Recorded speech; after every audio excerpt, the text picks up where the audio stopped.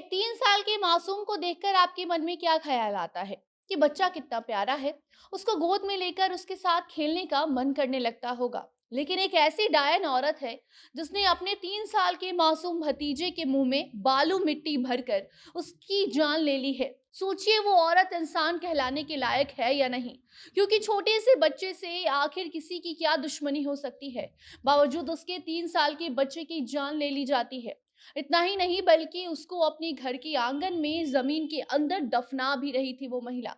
जिस बीच बच्चे का पिता आ जाता है और फिर इस घिनौनी कांड से पर्दाफाश हो जाता है।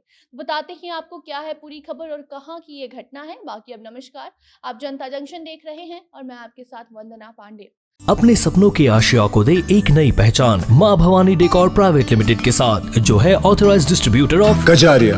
देश की मिट्टी से बनी टाइल से देश को बनाते हैं। और जहां मिलती है सभी प्रकार के Indian and imported granite, marble, sanitary एवं कोटा स्टोन का अनोखा एवं आकर्षक संग्रह। माँ भवानी डेकोर प्राइवेट लिमिटेड मतलब a complete floor solutions. New 0 mile Dadar road, Muzaffarpur. Call 9934753111। मामला बिहार के मुजफ्फरपुर जिले से सामने आया है, जहां रिश्तों की मर्यादाओं को लांघते हुए एक चाची ने अपने ही भतीजे की जान ले ली है। बेहद ही खौफनाक घटना है ये, जिसे जानने के बाद सभी के रोंगटे खड़े हो जा रहे हैं। कोई विश्वास नहीं कर पा रहा है कि आखिर कैसे कोई 3 साल के मासूम की जान ले सकता है। 3 साल के बच्चे ने आखिर किसी का क्या बिगाड़ा होगा, लेकिन ऐसा किया गया है। वो भी एक बेरहम चाची ने, जिसने अपने 3 साल की भतीजे के मुंह में मिट्टी और बालू भरकर उसकी जान ले ली है। इस घिनौनी घटना को अंजाम देने के बाद उसने इस छोटे से बच्चे को गड्ढा खोदकर उसके भीतर दफनाना चाहा। तभी कुछ ऐसा हो गया जिससे बच्चा का पैर बाहर आ गया और बच्चे के पिता ने देख लिया, जिसके बाद इस पूरी घटना का अब खुलासा हुआ है। बोचहा थाना के बल्थी रसूलपुर गांव की ये घटना बताई जा रही है। घटना के बारे में गांव वालों को पता चला है, इस डायन महिला के बारे में पता चला, उसके घिनौने करतूत के बारे में जब से गांव में जानकारी मिली है लोगों को, तब से गांव में मातम पसरा हुआ है। लोग सदमे में हैं। आखिर कैसे 3 साल के बच्चे के साथ कोई ऐसा अत्याचार कर सकता है। बाकी आपको बता दें कि घटना के वक्त घर के सभी लोग खेत में काम करने हुए गए हुए थे, जिसमें 3 साल का बच्चा मासूम ऋतिक घर पर ही खेल रहा था। जिस वक्त उसकी डायन चाची उसके साथ घर में रहती है और खेल खेल में उसको बालू और मिट्टी खिलाकर उसकी जान ले लेती है।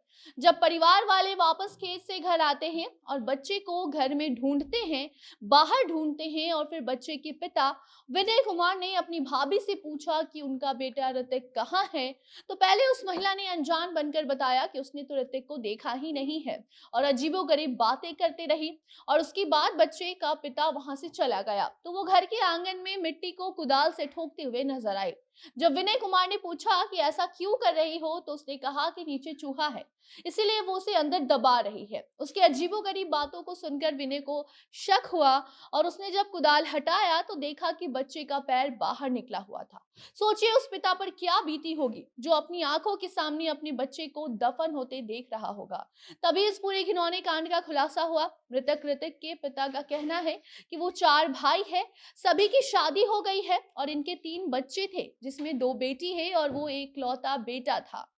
विनय का कहना है कि उन्होंने रंगे हाथों अपनी भाभी को पकड़ा है, वो भी उनके बेटे के शव को दफना रही थी, वो भी घर के आंगन में। और इस बड़े खुलासे के बाद अब पूरे गांव में हड़कंप मचा हुआ है। लोग इस बात पर विश्वास नहीं कर पा रहे हैं कि कोई 3 साल के मासूम के साथ ऐसा कैसे कर सकता है। उस बच्चे ने आखिर उस महिला का क्या बिगाड़ा होगा।